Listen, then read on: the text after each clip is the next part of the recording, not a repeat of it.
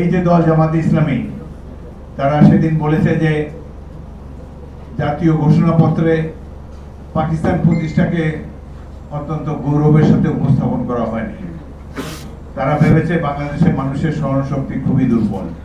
1971-এ পাকিস্তান আন্দোলনের সময় এই দল জামাতে ইসলামী পাকিস্তানের বিরোধিতা করেছিল।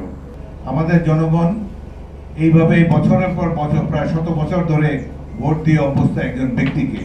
সুতরাং এটি পরিবর্তনের জন্য আমরা কোনো যুক্তিযুক্ত বিএনপি আমরা কোনো যুক্তিযুক্ত কারণ দেখি না।